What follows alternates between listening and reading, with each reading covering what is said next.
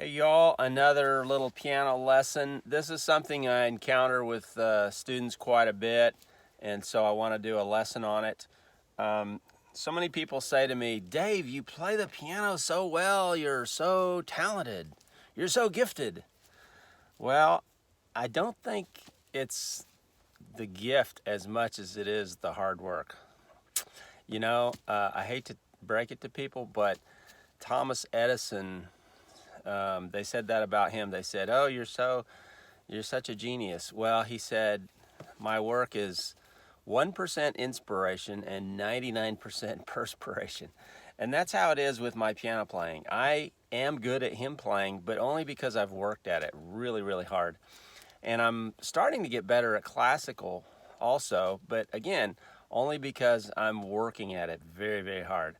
I spend hours practicing these classical pieces, and they're very hard, but I like it. It's fun to work hard on something and then have a nice finished product. So that's what I want to stress this morning, and particularly hymn playing.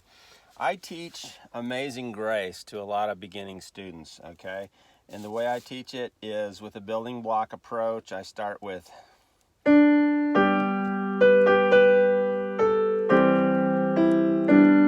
and then if their fingers can reach, if they're older, then they can do octaves. Okay,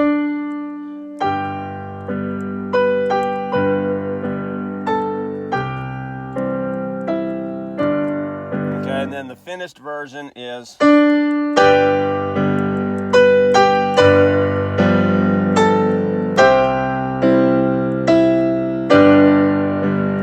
so on. And people say, "Oh, that sounds so good." Well, there's a lot to it. And one thing that you have to figure out to make hymn playing sound good is to make the left hand subdued and the right hand prominent.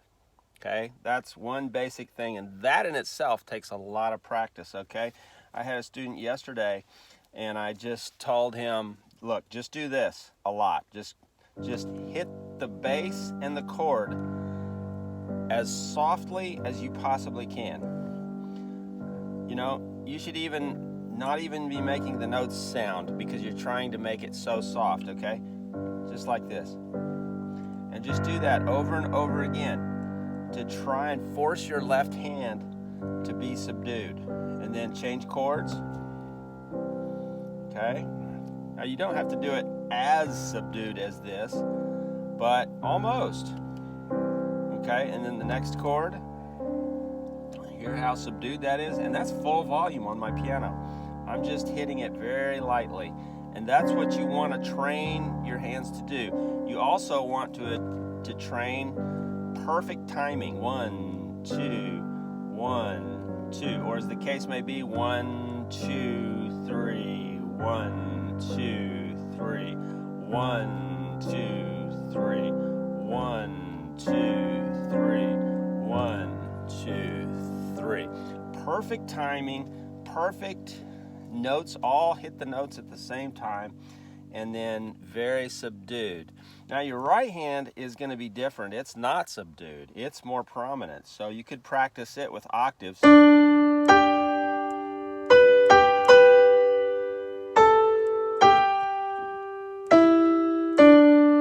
Okay, so hear how much more prominent that is?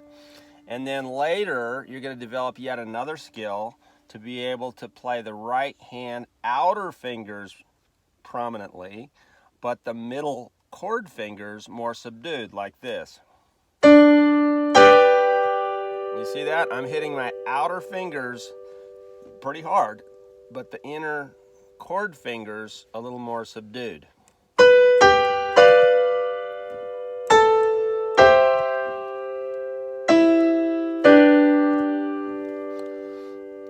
Okay, another principle is to strive to never miss a single note. Never, ever miss a single note. Music is all about perfection of harmonies and balance, and so many people just stumble through hymns and they don't really care what chords they use, and they just don't care about, the relative strength of the left and right hand, and it sounds all bangy like this.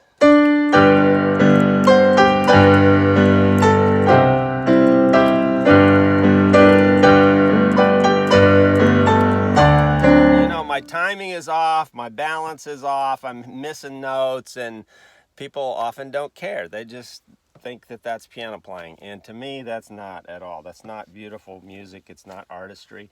You really need to focus on getting it right.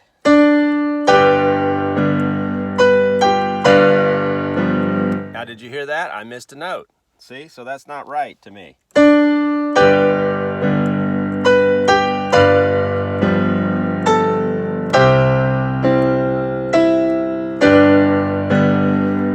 Now that was right.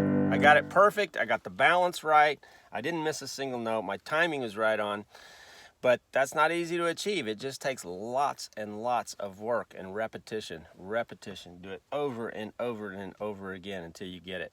And don't play the whole song. Focus on small parts. Focus on that first phrase, just the first phrase. Get that first phrase perfect, and then your fingers and brain will have the skill to be able to move on and do the other parts of the song.